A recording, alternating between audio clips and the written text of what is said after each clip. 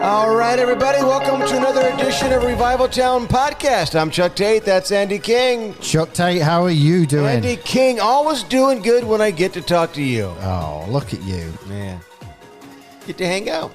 Now, if people are watching, they can actually see that when we do this, even though we use Zoom mostly every time, we are in the same room. We're in the same room. You have your own Zoom link. Yep. I have my own Zoom link. Yep. And people don't know I live in your basement. Yeah, we've been trying to get you out for a while. But... So how's life for you? It's the summer. It's been busy. Both kids just got back from camp. Oh. So two different camps. Savannah was up in Minnesota with Young Life, and Ashton was at something called Mission Camp in Petersburg, Illinois, doing mission projects. A little bit like Mission Peoria. Yeah, this year we had to pause Mission Peoria. We had some of our for what Mission Peoria is, for those who are wondering, it's a missions trip that we do to Peoria through the Dream Center. And so anywhere between 300 to 400 students would come for a week, and we tried to create the camp feel, but with a mission attached to it. Right. And so every night would be big, high-energy worship nights. We'd have speakers come come in. Some of the best speakers on the planet. Oh, my gosh. It's because Chuck No. spoke there, and I'm the feeling guy. I didn't want to say anything, but we can't get Dave Mudd. Chuck, can you do it? yeah, I don't want to say anything, but I asked Chuck to speak at Mission Peoria, and then 2 weeks later we cancelled it. It's like, yeah, hey Chuck, John Cooper from Skillet can't do it. Can you do it? And then, yes, you know what? We're just canceling it. No, but it's going to happen next year. Next year, it is. Yeah. But Backpack Peoria is happening. Oh man, that's this Saturday coming up, man. And if you're in the Peoria area, you want to be a part of this, you can. I would say it's one of our biggest days of the year. Just under 2,000 backpacks loaded with school supplies we will give away to kids in need in our city. Also, there'll be 500 gift cards for uniforms, because our kids have to wear uniforms at school. And then a ton of stuff like free medical, dental exams, the mobile hair salon will be open. We'll have food there. There'll be games. There'll be music. So if you're in the area... There's not a lot of cities that do this. I mean, this really is incredible. And the fact that it happens right here in Peoria, and that, I mean, you oversee this whole project. I mean, it's on the news. People everywhere are familiar with it. It's truly a gift to Peoria. Yeah, we did some math this last few weeks. It's been 21 years that we've been doing it. We actually were doing backpack a year before the Dream Center was established. This is what really showed us the needs within the city. And if you add all the bags we've given away, over 60,000 in the last 21 years we've given away. That's amazing. And the need is still there, right? I mean, the kids that we're working with, the need is there. People always ask, how do you do that? Like, are people donating pens and pencils? And no, we got smart after the first few years. We actually go through a company that we give them the list, the school list. They pack this box and saran wrap it with everything in it. We purchase the bag, and then the school supplies in the box that come to us. We just put them in. You just put the box. You put the box in the backpack. Yeah. And it's $15 then helps get a kid back to school. $25 with the uniform. So and so many kids grow up in homes that the parents can't afford a new backpack, and there are lots of other kids coming to school with that new backpack, and man, what a blessing to provide that for the kids who can't get it. Yeah, man. Yeah, and it's one of those. It's a need, right? I mean, we've always said that we would stop programs if the need goes away, and this is one that the need is there. Mm. Now, we used to do like 3,000 backpacks and 2,500, and every year it goes down because so many other churches and non-profits are doing their own backpack thing, which is great. Yeah, because it means we're not having to do everything. Right. But for us, I think it's going to be right around 1,700 backpacks we'll be giving away next week. Amazing. On Saturday. If you're in Peoria area, you want to get involved, go to dreamcenterpeoria.org/volunteer and fill out the form there. And there's also right on the homepage, you can click about backpack, shows you all the different volunteer spots that are still open. Sign up and see you at 8:00 this Saturday coming up, and be able to get involved. And if you just want to come and see it, and I know we have a lot of churches from other cities that come and see how we pull it off. Sure. Yep. Make sure you come and see us. Yeah. In fact, our guest today is going to show us some things too. You know, he was good. Yeah. He was really. This is one of my favorite episodes that we've done. And to be honest with you, listening to it, you may not be within the church world, pastors, team, that type of thing, but a lot of you have listened to our conversations before, and it's not just about that stuff.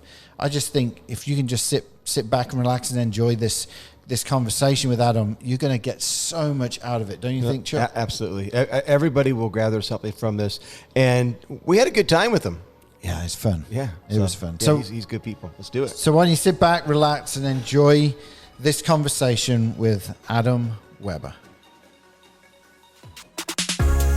This podcast is part of the Edify Podcast Network.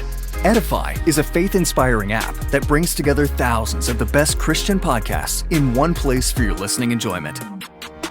Cut through the noise and grow your faith by diving into the world's top Christian podcasts today. Download the Edify app for free from the App Store or Google Play, or by going to edify.app. That's EDIFI.app.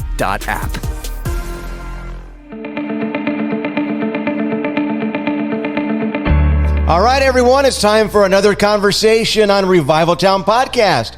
Our guest today, Adam Weber, is the lead pastor and founder of Embrace Church in Sioux Falls, South Dakota. He's the author of books Talking with God and Love Has a Name, and the host of an incredible podcast called The Conversation. And we're going to have a conversation with him right now. Adam, welcome to Revival Town. Oh my gosh, I'm so excited. A huge honor to be with both of you, Chuck and Andy. Thank you for having me on. Oh, man, thank you. We have been looking forward to this because we have quite a few people that are connected with you, that are connected with us. They've actually been on the podcast. I know you obviously know Holly and Chris Brown. They've both been on the podcast, and we're going to get into that. Jason Van Ruler, and Jason Van Ruler. Jason Van Ruler. Yeah. Shout out to all three of them. Yeah. They're fantastic humans. Yeah. So I know, and if we kept talking, I am sure we would know more people in common as well. So today we want to get to know you and what you're doing, the work you're doing, perhaps tap into some of the books you've written, but just really get to know you as a leader as well. And you've done some stuff at the church that is not normal, right? And we'll get into that, especially when it comes to the Browns, Holly especially, when she was on staff with you. But before we get to that, there's people listening now. They're like, "Who is this guy?" Can you just give us like a small snippet into your life as to how you got to where you're at and who you are? Oh gosh, I'm still trying to figure that out myself. But I'm a born and raised South Dakota kid. Came to Christ later on in high school. Had a dramatic shift. I was raised Lutheran. My extended family is Catholic. Came to Christ, went to college for business and marketing. I had no desire to be in ministry. Honestly, didn't even see it as an option. So it wasn't even something I considered. I just saw that as something somebody else does. So I always thought I'd start a company of some kind and do ministry through a business of some kind, whether it's generosity or giving staff time in the morning that they could read their Bible if they want to, or they could scroll Facebook if they wanted to as well. And then later on in college, through the craziest of circumstances, I ended up filling in for a pastor. I was 21 years old. It's just insane to think about. I wouldn't let my 21-year-old self do much of anything. I wouldn't borrow my car to my 21-year-old self. I wouldn't let that 21-year-old self watch my kids. I mean, there's a whole lot of things that I wouldn't let my 21-year-old self do, but I filled in for that pastor within the first week. I knew I was supposed to be a pastor. So I finished my business degree, got married. I actually married the daughter of the guy that I filled in for as a pastor that summer. Which is a story in itself. went to seminary out in Kentucky at Asbury, great school. We never thought we were going to go back to South Dakota. I love South Dakota with the exception of January and February. It's a level of cold that civilization. I'm still surprised we haven't given the Dakotas over to Canada and just said, may the Lord be with you. And I love South Dakota, but every January and February, I curse the ground I walk on. I'm like, what are we doing? Yeah. But did that, ended up starting a church when I was 24. Again, through the craziest circumstance. It wasn't my idea. I wasn't on Facebook at the time, so it wasn't even like a cool hip thing to start a church. Right. In one of my seminary classes, I can remember one of my professors saying, two of the hardest things you can do is be a missionary in a far off country or start a church. And I was like, why would you want to do either of those things if there's a lot of other ministry you could do? So I ended up starting a church against my will, called Embrace. We turned 16 this September. I'm married to my wife. Becky. She's the better half of us. We have 4 kids, 3 boys, 1 girl, 3 biological, 1 adopted. And I got a couple of books that I wrote. I'm the last person who ever should write a book, but that happened. And I like old stuff too. So I like old cars, old typewriters. And that's just a little bit about this Yahoo. So let's talk about the 7 chickens you have, because on your website, on the Embrace website, it lists the 7 chickens before your kids. And of course it's brilliant. I was talking to Andy earlier today, said that when you meet the pastor on the website page is fantastic. I love it. I love it. And I got to hear, we have to hear the turkey story, the turkey vulture that was, oh my gosh, turkey global, vulture. So like it was a global story. It featured your backyard. It was on the front page of the newspaper in Australia. It made the news in Pakistan and England. I'm like, what the heck? Like, you only get one chance at worldwide fame. And I wasted mine on a turkey vulture. We had an ice storm come through Sioux Falls, and we don't get much ice. It's either rain or it's so cold that just snow or whatever else. So we rarely get ice. And during the middle of the storm, trees are falling everywhere. It's like the worst ice storm I think they've ever had in Sioux Falls. And in the morning, my wife is in the kitchen. She screams and she says, something just fell out of the sky. And I'm like, what? And at first I kind of made fun of her, but then I saw her face and I'm like, oh, she's not joking. Uh-oh. Something. And so I go to the door and she puts her hand, she's like, no. It is right there. And now I'm like, what just fell out of the sky that my wife saw? Somebody get pushed out of a plane? Scared. Yeah, she's like scared about me opening the door. So I open the door. Sure enough, there's this turkey vulture. He doesn't move. He just looks at me. He's covered in ice. He's alive. He's alive, sitting there. And his look on his face is just like, I've been through enough. Please leave me alone. So I did. I was like, it was almost like when you open a bathroom stall and someone's already in there. You're like, oh, I'm so sorry. Like, I literally apologized to the turkey vulture and closed my door. And a cross between every pastor on Sunday afternoon. That's exactly it. I called animal control. This is one of the funniest quotes that didn't actually make the paper. I call animal control. And I'm like, sir, we have a turkey vulture that fell out of the sky. He said back, sir, there's actually many turkey vultures falling out of the sky right now. And I'm like, what? And he's like, in the nearby park, I guess they were all over the place. Oh, they're like mid-flight, getting 2 iced over, falling out of the sky. I'm like, that sounds horrible. Can you imagine getting hit with one of them? You know what I'm saying? I could. Yeah. The funniest thing, the animal control, the guy said, they're actually gentle giants. They're ugly to look at. They're gentle giants. As soon as he de-ices himself, he'll take off. He was there for like 5 hours. And then sure enough, wings cleared. He hopped off and he went. So that's it. Wow. Crazy. That's crazy. It's fascinating. Do you have more than 7 chickens now? That's the other question. No, I wish we had more. And I also, we've been thinking about a 3rd dog, but I think we're going to wait until something happens to our older dog. The one thing I've been trying to convince my wife Watch out for those turkey vultures. I know. The thing I've been trying to convince my wife of right now has been just a small, like maybe 2 or 3 sheep in our backyard.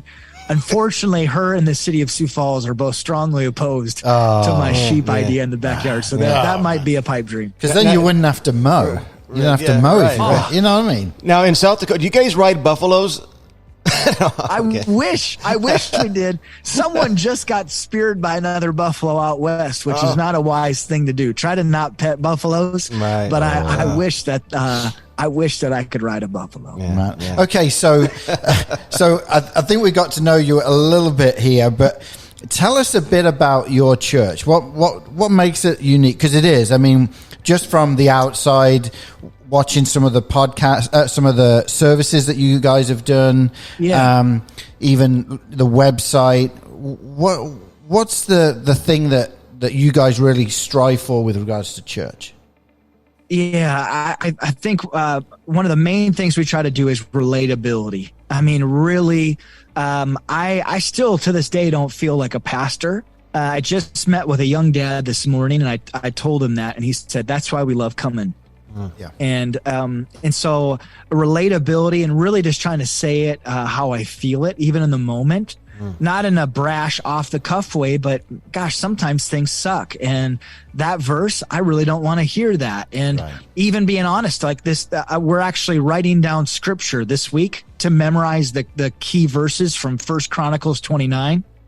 So we're writing it down, and I'm saying, like, one of the most powerful things that I've ever done in my walk with Christ is memorize scripture. And then this is the part, and I haven't done it enough. Right. Like, so I say stuff like that. Like, I don't do this enough. And I think people appreciate that. So I think there's that. And then there's this longing inside of us to genuinely tell one more person about Jesus. And so the person who will feel like their feathers are ruffled here, and not intentionally, is the longtime Pharisee Christian. I mean, that person will feel uncomfortable, will feel challenged on a regular basis. And I hope everybody's challenged. And yet I think we just are very, very now pinpointed on who we are as a church. And we'll take risks on people who are young.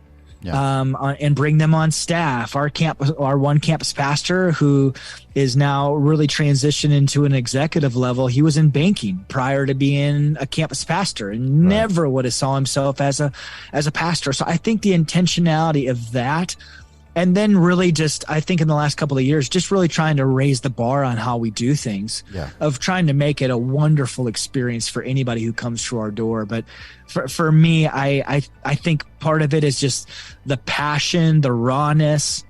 And for me, I'm a person who, the moment I'm not walking with Jesus, I'm restless, I'm broken, I'm empty, I'm all over the place. And so it's not like I kind of sort of need Jesus. No, I need Jesus like the air that I breathe. Right.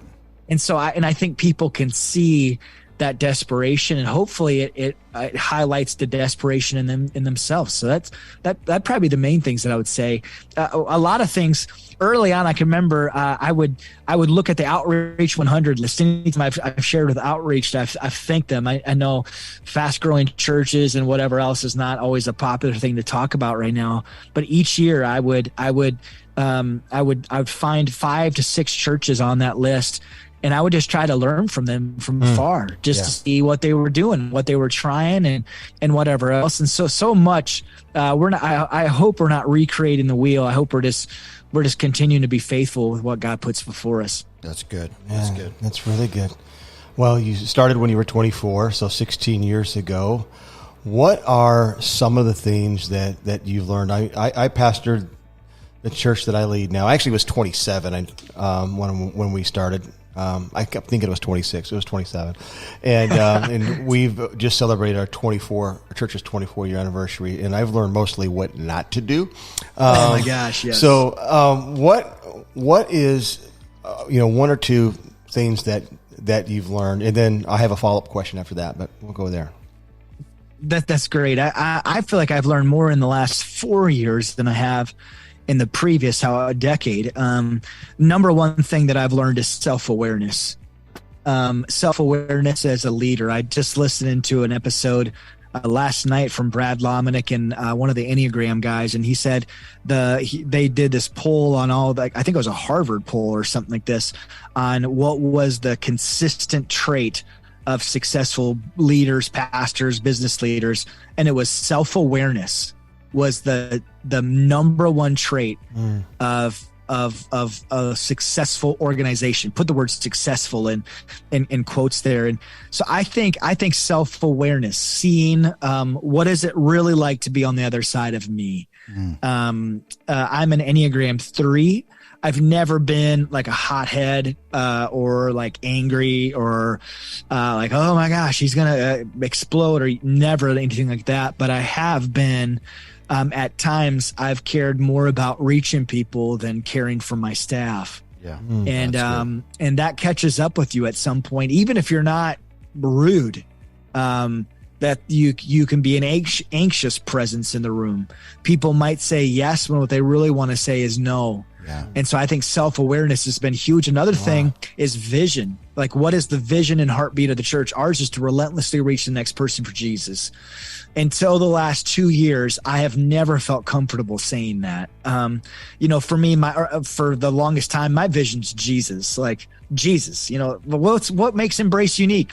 I don't know, Jesus. Like, I didn't even know, because I always felt weird saying our vision when I felt like the vision should be Jesus. But I've now seen, no, God has uniquely placed your ministry, your church, if you really felt led as even to start a company, for a reason, like with a distinct heartbeat. That's the body of Christ.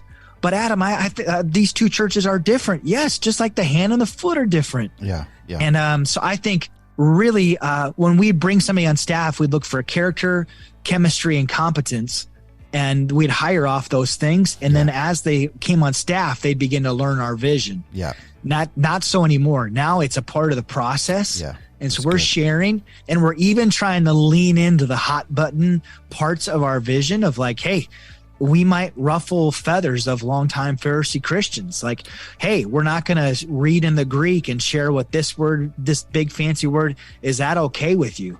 And really kind of searching for those things. Do you have a lot of essentials to your faith? For me, I have a group of essentials, and then there's a lot of non-essentials where it's like, hey, Calvinist, Arminian, we can agree to disagree and be on the same team. Hey, this or that, hey, we can disagree and be on the same team. And so we look for those. That's the second thing. The third thing, it might kind of be weird to say, we've started a process since last August called Traction. So we're not even a year in, and it has been one of the single greatest tools we've ever used. So I just wanted to make sure I dropped that in. Yeah. Yeah, brilliant. I love that. I'm going to want to know more about Traction. So, can you open that up a bit? What's that? Can you open that up a little bit? The Traction stuff and. Yeah. So I'm an Enneagram 3. I get an idea, and the next minute I'm putting it into action. I don't have ideas very long because I try to implement them, and I can easily get distracted. Squirrel. Yeah. So for someone like me, it really focuses me. Another thing, I think a lot of leaders don't know how to hold their team accountable. As far as like, gosh, I don't want to babysit my team. I don't want to have hard conversations. So those are a couple things. But about a year ago, we really began to grow again. I mean, we had a hard season a few years back. And I mean, we just began to grow. Our staff was really healthy. And so then we began to ask, where are we going as a church? I sat down with a business leader in my church, and he's like, you need to do a process called Traction. And I'm like, really? And he's like, everyone from our mayor, who's highly regarded in Sioux Falls, uses Traction. My best friend who's in real estate uses Traction. A guy who has the main kind of housing complexes in the state of South Dakota uses Traction. All these people, I'm like, man, that's pretty crazy. It helps you with the process of a mentor. So a lot of businesses, nonprofits, I've actually never heard another church use it, but it's been amazing. You set a 10-year goal.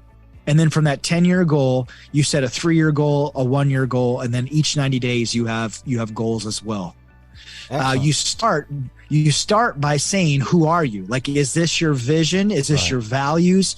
What's your target market? Again, that's a little bit of business language, but so you set all of that first. And as a team, you decide, is this really who we are? Because that everything funnels through those things. And then you just begin to set things.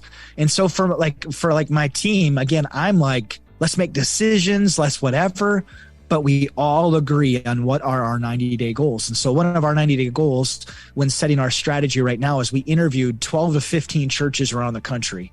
So churches that are similar to us, but bigger than us, and also in similar settings. Okay. That can be hard. We interviewed churches like Flatirons in Colorado. We interviewed Eaglebrook in the cities. We interviewed so many different Traders Point in Indianapolis. I mean, all these different churches and just interviewed them. What's working, what's not, they're multi-site, all this kind of thing. We gathered this information. And then at the end of the 90 days, we made a bunch of decisions on, are we going to continue multi-site? Are we going to continue this? And typically in those decision meetings, I would find myself wanting to let's make decisions quick, and everybody else kind of slower moving. Well, we gathered all this information for 90 days, had this meeting. I'm like, there's no way we're going to decide the entire future of our church in one meeting. It was 8 to 5. And I'm like, we're going to have to do 2 or 3 days. At 1 p.m. that day, we had decided everything. Wow. And I kept asking, I started feeling anxiety. I'm like, we're making decisions so fast. And I looked over to one, I like, do you feel comfortable with this? He's like, Adam, we now have all the information. You're not asking us to make information out of the blue and out of our gut. Wow, right. We've done all this research. I feel totally confident about it. You guys had traction. And so it's true. I really can't say enough about it specifically for leaders to at least look into it. That's cool. That's really good. That's good stuff. Yeah. So as that process unfolded, how has your staff then taken that on and embraced it? Like, has there been pushback? Has it been one of those things where 2 weeks from that day, you've got some going, I think we did rush it. You know what I mean? Like, are they still all on board? And how do you try and keep that vision from leaking, right? Vision leaks and you got to keep it rolling. So how are you trying to do that? No, I think so. I think there was people in the first 90 days that were a little bit on the fence. Now our team is like raging fans of it. Yeah. Because they know exactly what the expectation is. They help set it. Yeah. And they know, they keep me on track. It's like, I'll bring up an idea and like, hey, Adam, remember though, like our 90-day goal is this. Oh, that's right. That's right. And every week we set out. So once we set the rocks in that main first meeting each 90 days, we just had it a week and a half ago. That next week, we have to immediately, whoever's in charge of that specific rock sets specific goals. I need to have this decided by week 3. I need to have this decided. And then every meeting, every week with our strategy team, I get an update. So we just go through, hey, Adam, your rock on track or off track? It's on track. Perfect. Nothing said, because we know exactly what that means. Okay. And so our team has really embraced it. And now, even keeping the relentlessly reaching the next person for Jesus at the forefront, it's now something I feel like our staff is now leading the way. And they know the why behind it. And because we're focused in our steps instead of sporadic in our steps, we're moving slower, but we're actually moving faster. So like a decision, one of the things we're pursuing is starting a God Behind Bars campus. And it's a ministry that partners with churches to launch a campus of your specific church inside of the local penitentiary. Sure. So we've been working on that. Well, as part of the process, we invited 5 people in the room who are not, quote, decision makers on it, and had them learn more about it from the God Behind Bars people. And they gave their feedback. Yeah. As far as in the main question going into it that I said was, do you think now is the right time? Is this pushing too hard on our staff? All 5 of them walked out and said, this is the best thing ever. We absolutely need to do it. Yeah. Now you have middle leadership buy-in that if anybody starts throwing red flags, they'll be like, no, I was the person who said they're part of the process, this, Yeah. So it's really been helpful. So that first traction meeting, who's in the room on that? Is that elders? Is that full-time staff? Is that key volunteers? Is it pastors, core leaders, pastors? Who's in that room? So that is right now, it's our strategy team. And then we have 2 kind of mediators who are leading through the process. So there's a really respected man in our church. He runs a program called Leadership South Dakota and is just such a great meeting leader. So he leads us through that process. So it really is only our strategy team. But I think what's changed is we're communicating so well with our team. So as soon as the rocks are set, we roll it out to our staff. And so how did informing them? I'm going to ask a lot of questions. Sorry. No, this is great. This is great. No, because I've been on church leadership teams, big and small, and even with running the Dream Center as well. How is that dynamic with the strategic team and the relationship with the staff? Because sometimes it can be, there's more work coming. They don't know what we already do. And how is that relationship? That's a fantastic question. Again, I think the first quarter, there was a little bit of hesitation of feeling like this is going to be more, but it ends up, I think now they've seen the proof in the pudding of seeing the impact, seeing the focus, seeing less last second things thrown in on their plate. We're also, because we've decided here are the most important things, we're canceling things that we would have kept doing. Yeah. Because we don't have time for it because we want to achieve our rock. Yeah. So this summer we were trying to reserve. There's a huge outdoor theater outside. Like it's just this beautiful place. Last year we did it. I think we had 4,000 people show up or something crazy. And so the church loved it. But we decided to cancel it, and our team was like, "Oh, it felt so good." Yeah. Thank you so much. And just getting their feedback on things has been huge. Like, you really want to hear my thoughts. Yeah. And really, like, one of the main rocks that we had to clear up, because it's a part of the traction process, is finding out what is the actual org chart. Because we have a very flat org chart, which is great unless you're trying to make a decision. You're trying to find who's the decision maker. Yeah. It's like, who do I need to talk to get the green light on this? Well, I don't know. Like, I'm not sure. Like, no, I want to know who I go to. Yeah. Right. And because we've just not laid out a lot of that, Traction always says you need to have someone in charge. So you can't have 2 people in charge of a rock, which is a 90-day goal. You need one person. So when the rubber meets the road, it's them. Right. And so I think even that, like figuring out that, and another part of it is creating processes. So what does excellence in environments look like for first impressions? Well, now we actually have a process and the teams knows about it instead of a lot of unspoken expectations. It just brings a lot of clarity. So I feel like I could talk forever about this. Yeah, that's good. I'm taking notes. It's critically important. There's a book on traction. The guy who led us through it actually said he doesn't advise people buying the book because it's kind of dry. And I actually fully agree.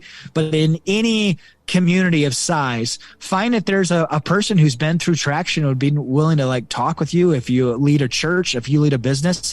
Again, my best friend has his realty company. He spent significant amount of money on traction. And I when he told me, I'm like, oh my gosh, that's a lot of money. He said, I have quadrupled or more the money I've put in. Wow. He's like the best investment I've ever made in my business. Wow. Right on. Cool. Well, let's throw it a little bit different now, because obviously you've been talking about strategy and things like that. And a number of years ago, you invited Holly Brown, who was my boss at Crosspoint when I was on staff in Nashville. Who's been on Revival She's Town? Been on Revival Town, and Along with Chris? one of the best leaders I've ever worked with. Yes. I wanted to pick your brain because what you guys did at the time, I feel, and you may have seen it elsewhere, but for me and what I'd been seeing, this was the first time where a church from another state was hiring someone to be their executive pastor or assistant. You know, I forget the exact title, but she wasn't living in your town, right? She was living in our town. Yeah. Tell us a bit about that whole journey of first Holly coming on your radar, but then trying to execute that and even trying to convince your staff, hey, this gal is going to be the executive pastor. By the way, she may not be here every Sunday. No, you kind of look back at it and you're like, oh my gosh, this was kind of what a lot of people have shifted to during COVID, pre-COVID. Yeah. Right. I had heard of Holly at Crosspoint. We're in Sioux Falls. Sioux Falls it's an up and coming city that's actually really rad. Our downtown area is very cool. However, we don't have a whole lot of people coming through Sioux Falls that have larger church experience at a kind of a younger, different approach type of church like Embrace.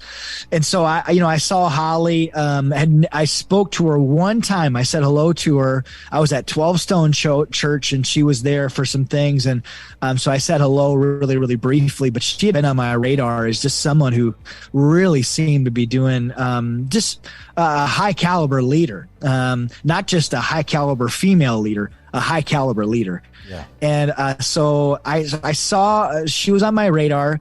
We were bringing Chris Brown in to speak with Ramsey. So we were bringing him in as a speaker. I had met Chris and actually had a really good sit down connection with Chris at Catalyst a couple of years sooner. So we brought Chris in and said, would you bring Holly with?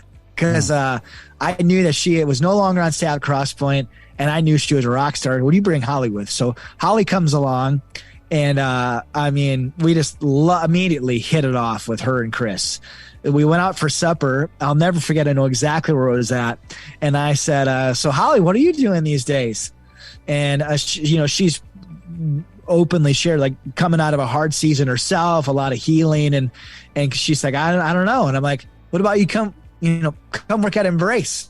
And she's like, I am not moving to South Dakota. And I said, I didn't say anything about moving to South Dakota. That's a crazy idea. Even I question if I should be living in South Dakota right now, January and February. Gosh, who lives here during those 2 months? And she's like, what do you mean? And I said, what if you did it long distance?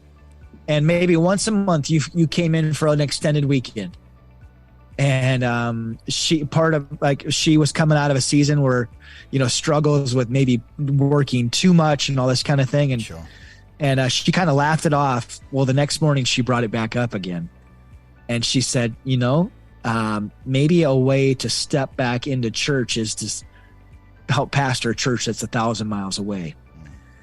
And so I said, are you being serious right now? And she's like, yes. And I could not believe she was serious. So I was like, well, let's get a couple other people while you're still in town. So we kind of just talked openly, and they both said, we think it'd be awesome. So there's a little bit of, so again, we have a unique setting here. We multi-site, right now our staffs do not office together. They're at their different places. So we're used to doing a lot of meetings over Zoom already. So that's kind of built in. And also Holly Brown is one of the greatest leaders in the church. Sure. I mean, she's top notch. And so, we got a nicer TV set up in our conference room because of Holly, and we just started. So she started, I believe it was 30 hours a week, and one time a month would fly in. She'd fly in on a Saturday. She'd preach that Sunday, or she'd float campuses that Sunday, stay on Monday, have meetings, stay for our Tuesday all staff meeting, and then fly out Tuesday afternoon. So Saturday through Tuesday, once a month. Somebody has a guest house in our church. And so they're like, anytime she's in town, she can stay there. So that was covered. Yeah. We'd get a rental for her. Allegiant helped us out in doing a one-way flight. Just a direct flight from Sioux Falls to Nashville, which rarely ever happens. Yeah. We do have direct flights, and it just worked out. It worked out perfectly. And she was on staff, I believe, for 3 or 4 years. When she came, it didn't feel like Holly's in town. Although we'd go out for appetizers on Sunday night together. So we would have some of that, but really I felt like she officed next door because she was on the TV in there. Yeah. And anytime I needed an appointment, just like I did with any other staff, unless I pulled them in, if I needed to pull Holly in per se, I'd just call her. And if not, I'd say, can we meet in 20 minutes? Sure. Absolutely. Hop on. She's there in the room. I stand as I talk to the TV because it's right there. And we just go about our day. Yeah. She was the number 2 person on a staff of 30. And I mean, our campus pastors reported to her, and it was something I would do again in a heartbeat. I mean, we're looking for worship leaders. We're like, one of the things I've currently been praying for is more diversity in our church. Yeah. Sioux Falls is becoming slowly more diverse. And so I'm like, how do we do that? How do we take a step towards that? And so I think COVID has challenged all of us to think outside the box, but there are some dynamic leaders. Even I think about people who have maybe recently retired or getting closer to that. And it's like, I'm not moving from Florida, but I'll help pastor your church in Illinois. Right. And so I feel like to think outside the box. You're even seeing people like Ryan Leake and Steve Carter and Megan Marshman, who are teaching pastors, but they live in a different place. I think it's more and more of that model. Yeah. Yeah. Man, good stuff. That's good. So, I know at some point we're going to pray, but I'd like to, I know we have pastors, leaders listening that are, we're probably taking notes, gathering information. Oh, gosh. There are also a lot of people that just are a part of a church, whether a lay leader or just a member. Maybe they're serving in some capacity. And, I mean, you've been pastoring now for a number of years. And sometimes, people don't realize it's not easy. It's not easy to be a pastor. And there are things and seasons that we all have gone through. I know there are seasons that you've been through. For those that are just listening that are not entrenched into church culture, maybe you can speak to what makes it difficult to be a pastor? Oof, that's a great question. I think so many different things. Your walk with Jesus is also very closely connected to your job. And so it's not like you work at a company and then you have church life on Sunday, which is separate. Right. It's all the same. Yeah. And I just saw a thread on Twitter. It was a person who was leaving their church. I don't know the situations. And he just asked, for those of you who have left ministry, what things surprised you about it? And people said, I didn't realize that most of my friends, as soon as I left that church, were no longer my friends. Mm-hmm. Yeah. And, different examples. And I was heartsick reading through some of them, but I think there's that connection of Jesus and your work. There's also that connection of people in your work. There's also that there's parts of your ministry and what that you can't share elsewhere. A lot of times, whether it's information that or also just dual relationship. Pete Scazzaro talks about dual relationships, where someone's your friend, but you're also their pastor. And so that creates a unique dynamic. Yeah. And if you don't acknowledge that dualism, that dual relationship, it's actually an unhealthy thing. And so there's just different aspects that make it really hard. I think one of the things when people leave your church, it's really, really hard. Even if it's a healthy transition, I hope I'm maturing. So it's gotten easier it used to crush me. Yeah. You know, because you struggle to not take it personally. Right. Even if there's a legit reason of like, we have family at this other church, you know, that's a great reason. But I think that, and I also think what I forget, I just came off, like I have preached one out of the last 4 Sundays, and now I'm starting up again. It's mainly me. When I see the toll that message prep takes on other pastors, I'm like, oh my gosh, that's what I live in most weeks of the year. Right. And you can see the spiritual stress, you can see the emotional stress. And then when they're done preaching that week, like it's like weights lifted. Well, if you're preaching on a regular basis, that's there. Even it's true for the worship leader. I mean, the worship leader who's not feeling close to God, but has to lead other people close to God. Yeah. There's a rub in those feelings. You know, I mean, even the person pushing buttons and like even the kids area, it's easy to be jaded. Like, why don't these parents want to volunteer? Right. You know, but then then they'll be criticized for not having enough volunteers. You know, like there's all that stuff that as humans, it's hard, it's messy. Yet it's also one of the greatest honors of my life. Yeah. You know, this morning getting to sit down with this young dad and talk with him about a relationship with Jesus is the coolest thing ever. Right. Right. And so it's they're just like any job has pluses and minuses. That make that job what it is. The same is true about ministry. Yeah, that's good. Well, we would, Adam, love for you to perhaps pray into that. There may be some leader that is listening to this that is finding it hard at this time. It may be that individual that's transitioned to another church and they're feeling where have all my friends gone? You know. Yeah. Could you just pray into that a little bit at this time? I'd love that. Let's pray. Father, I'm so grateful for you. I thank you for Chuck and for Andy and just the ministry that the two of these brothers of mine have and the impact that they're having on so many, including myself.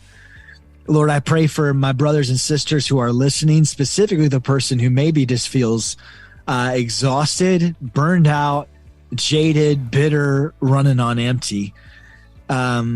Lord, I'm so thankful that you don't love us because of what we do. You love us because of who we are, your children. Yeah.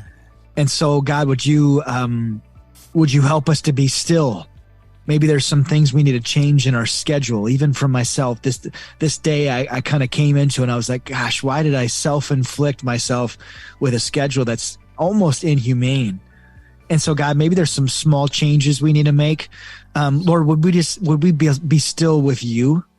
Would we open up your word on a regular basis, not for any sort of word that we can pass on to someone else, but would we simply open up our word to hear a word for our own soul? God, I pray protection over our families. I pray that we, as pastors, as leaders, that there's obviously some things that we should protect our families from, but I also pray that our families would fall more and more in love with the church. Yes. Would you protect us from jadedness, from bitterness, from resentment?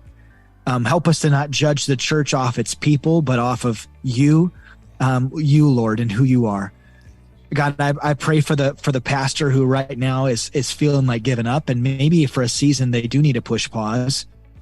Lord, would they just feel so seen, so cared for? Lord, I pray for church leaders and volunteers that I give you thanks. Ministry doesn't take place without them. And so, Lord, would you just help them to realize the call that each of them have, both inside the walls of the church and outside. God, would we be strategic in every way that we can? That's not a sin to be strategic, but would our ministry flow out of the overflow of our love for you? To quote Chris Brown, stay close to Jesus and let his love spill out on all the people around you through yourself, and God will move in wonderful ways. And Lord, so would we do that? Lord, we love you. We thank you. We pray all these things in your name. Amen. Amen. Thank you so much. It's good. We're so grateful for your time today. So how can people connect with you? Yeah, you can find me on social media of all kinds. Kind of the main place I've been lately is Instagram.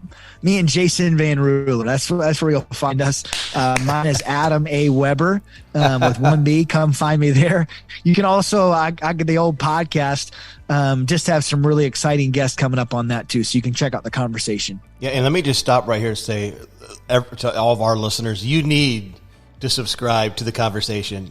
You have some great guests, some incredible conversation. It really is. It's a next level podcast. So I'm a fan. Yeah. Well, thank you. Yeah. Well, at the end of every conversation, we always try to get a little bit more information about the person we're talking to. And we do this thing called the Big Three. So we are going to ask you 3 questions. They've got everything to do with you, but may not be to do with what we've just talked about. It's perfect. So, Chuck, do you want to start? Sure. All right. Well, you live in Sioux Falls, so you've obviously. How far are you from Mount Rushmore? From Mount Rushmore, I want to say it's like 5 hours, 4.5, 5 hours. Yeah. It's a beautiful drive. If you ever get a chance, fly into Sioux Falls and drive to Rapid. It's fantastic. Man. All right. Who is your favorite president on Mount Rushmore? Oh my gosh. I'd say Lincoln. I'd say Lincoln is my favorite. All right. I'd say Lincoln is my favorite. Yeah. Which is good. We live in the land of Lincoln. We're in the land of Lincoln. He's from here. He's from perfect.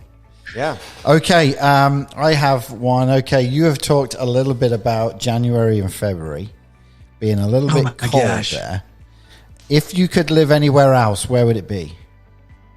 In January and February, anywhere south of Kentucky.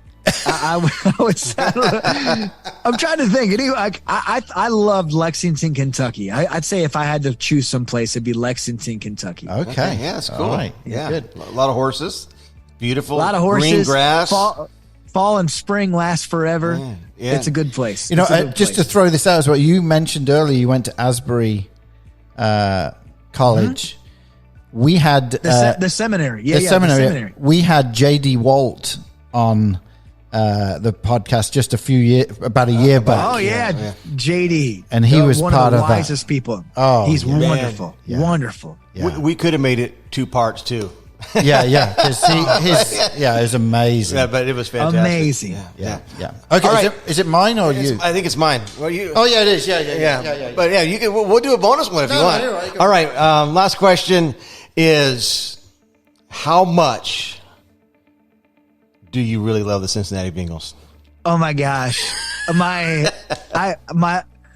it's, you could tell me. So I'm a diehard Bengals fan. This says something about the unhealthiness in my relationship with the Bengals. Self-awareness. We're talking about that. No. This is self-aware. You could tell me, and I'm not joking, you could tell me that you've had 3 affairs, that you've murdered somebody. You could tell me some fairly not like wonderful things, and I'd be like, God's got a plan for your life. He forgives. He loves you. He's full of his grace is new. His mercy is new every morning. If I find out you're a Steelers fan, I automatically am like, you know what? The limited atonement might apply to you. I mean, I'm not kidding. I automatically question your character, your love of Jesus. And I'm not joking. And I've told my wife, I'm like, this is not a good thing. Like, now, I'm going to ask this question, but you may not know him, so it may. Do you know? Because he's good friends with Holly and myself. But do you know Pete Hickson? Are you familiar? I know who he is. Yes. Okay, he is a diehard Steelers fan. I know this about him. And I was like, when you were saying that, all I kept seeing was Pete Hickson standing there like, what is this guy going on about? So, man, away from Vikings fans, my church is full of Steelers fans. And I'm like, what? What did I do to allow this to take place? So obviously, it's terrible. You were so excited about the Super Bowl, but was that rough? Like, I'm bummed. Obviously, they didn't win because it takes even the best team. The fact that the Buffalo Bills were not in the Super Bowl this year blows me away. They were so good. So it takes an act of God to get there. I legitimately didn't think they'd make it past the first round. So every week that they were still in felt like Christmas. I'm like, so I was disappointed. He's still in counseling. You can tell. Adam's still in counseling. Jason's in the other room, isn't he? That's his couch. Oh my gosh. Oh my gosh. But no, it was a really fun journey. It's the power of sports. So my middle son, Wilson, is our Ethiopian American in the Weber household. And he doesn't let a whole lot of people into his zone is probably the best way to put it. But the main way him and I connect is through football. And it was so cool. I mean, we were hugging, we were cheering, and I was sad about the season coming to an end more than anything because of the connection that my son Wilson and I have watching a football game. So that's cool. It is amazing how sports is like that. So Ethan, my oldest son, he is on the creative team at Mosaic Church with Erwin McManus in LA. Yeah. And so him and another guy are behind the whole art direction for anything you see out of Mosaic. Oh my gosh. And he moved out there last year, and I'll be honest, it has been hard because we would sit and watch the Bears play, or if there's like when the World Cup happens this year, and we're obviously big England fans. Even though he's American, he's like all the way Brit, right? I mean, we've took him to Wembley Stadium. My youngest son, his middle name is Beckham. That's a legit deal. Like we live for it, right? And it has been weird this year when they're sporting. We're big Formula One fans as well, and with the 2 hour difference, it's like, I don't know if I can text him because it's like 4 a.m. there, Yes. And so you're right though. It's one of those times where you can really connect with your kids in a real way, in a real way, very real way. Yeah. So. Yep. So there we go. It's crazy. Yeah. Well, good stuff. Thank you so much for being on Revival Town podcast today, Adam. And I know you've blessed a lot of people, and hopefully everyone that's listening will connect with you on Instagram and check out the church as well. But we just wanted to say thank you so much. And we got to have you back to talk about the books. So we didn't even get into that. I look forward to it. I look forward to it. And genuinely, thank you guys for the work that you're doing. Yeah, thank you, man.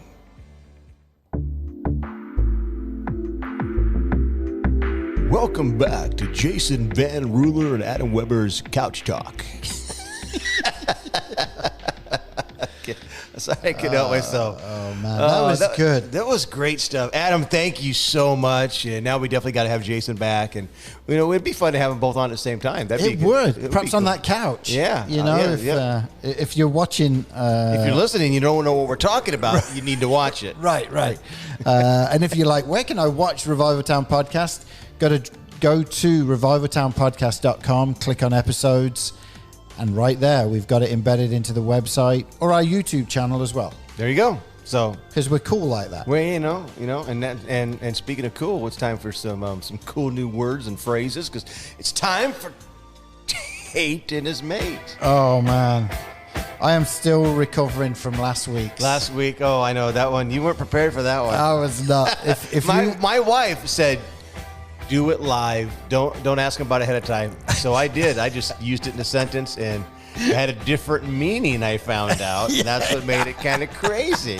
So if you're a first-time listener, we do a bit called Tate and His Mate, where Andy, who is from the UK, picks a slang word that is familiar with Britons, right? Yeah. And I have to guess the meaning of that word or phrase. Yeah. So are you ready for this one? I'm ready because last week you didn't even get to it. I know. Because I threw you. We were. Man, I was so knackered that. Oh man. Oh no! Don't. Not again. Not again. Okay. Okay. So. I love to run up the. Apple and pears. You love to run up the apple and pears? Yeah. I love running up the apple and pears. Man, I have no idea. You like to have an apple and pear smoothie? Now, you love to run up. Now, remember what I said way back. There are some words that are just one word. There are some that is rhyming Cockney slang. Yeah. Apple and pears. Apple and pears. I love running up apples and pears. And bears. Oh my. You love running up hills? No. Okay. No. One more chance. You love running up to Mount Everest base camp with Dave James? Oh, let's see. You missed that episode. You don't know what I'm talking about. I have no idea. You love running up. You don't love eating them, or No. Not talking about juice. No. You love running up apples and pears. Oh, I got it. You love climbing trees. No. No. I thought you had. I love to run up the apple and pears. I like to go up and partake of the fruit that is hanging from the limbs. Okay, that's kind of weird. That's what Song of Solomon said. Oh, man. All right. Okay, so apple and pears, do you want to give it another shot, or are you good? I'm afraid I'm going to offend people. No, Okay. I have no idea. No. Okay, well, apple and pears is stairs. Stairs? Yeah, I'm going to run up the apple and pears, the stairs. Okay. Yep. I wouldn't. Rhyming Cockney slang. Yep. Rhyming company slang. Okay. I get it now. You get it? I get it. I would have never gotten it, though. But now I get it. You get it? I get it. You wouldn't have got it, but you got it. Yes. Yep. All right. Well, there you go. So try and use that this week. Yeah, you know, I was thinking, like, this is like, what, episode 94? Something like that. Something like that, yeah. I mean, I've been coming up with these I'm like... You're running out. You know what? Honestly, you could start over. I probably would still get them wrong. I start to get them all confused, like blending together. I don't know. But we have had some classics over the years, right? We have. What would be your favorite one? My favorite one is Plonker. Plonker. Yeah. Wait, let's show him your shirt. I'm wearing a shirt right now. Don't be a Plonker. There it is. Look, Yep. Don't be a Plonker, Revival Town. We had a friend of yours who had these made for us. Yep. And then we decided to make our own. Yeah. And you can grab one. Go to revivaltownpodcast.com, click on merch, boom, order yourself a shirt. Don't be a Plonker. We even have stickers and everything. Oh, I know. All kinds of merch. Loads of merch. So, yeah, check it out at revivaltownpodcast.com and get some merch. And then if you get it, send us what do you call that on the internet? A message? Like a DM? Okay, yeah, you can send us a message, or you can post it and tag Revival Town Podcast. That's what I was trying to say. Yeah. Oh, man. That's so stupid. You've been running up too many apples and pears. See? It's so good, isn't it? You're knackered today. I can't stop using it. All right, so don't be a Plonker. Yeah. Order some merch, post it, and tag us, and then we will give you a shout out. Now, big announcement. We're not going to say who, but you want to tell people to download next week's episode. This is a massive one. Yes, we're really excited. We're not going to tell them who. Oh, wait. No, I we're not gonna know. tell them. We're really excited to have next week's guest. We love every guest we have. What's cool about this is, can I say which gender this person is? Yeah, sure. Okay. So she has a best-selling book that is incredible, that inspired a sermon series at our church. And she has a new book coming out in just a few weeks that is going to be incredible and relevant to with our culture. Yeah. People that are going sideways and dismissing scripture. Man, this is going to be good. So just don't miss next week. Seriously, tell people Revival Town Podcast next week. You've got to download it because you're going to love it and you don't want to miss it. Especially for the folks that you may know that are struggling with their faith, struggling with questions, the whole deconstruction stuff that's really hot at the minute. This lady is the expert in this topic. Yep. Right. So make sure you're tuning in to next week. Chuck, it has been amazing doing it again with you. Absolutely. At Revival Town Podcast. Likewise. And I will see you next week, mate. Okay. Bye. Bye. Thank you for listening to this episode of Revival Town Podcast. Make sure you're following us on social media and remember to subscribe wherever you listen to podcasts. For more information, head on over to revivaltownpodcast.com.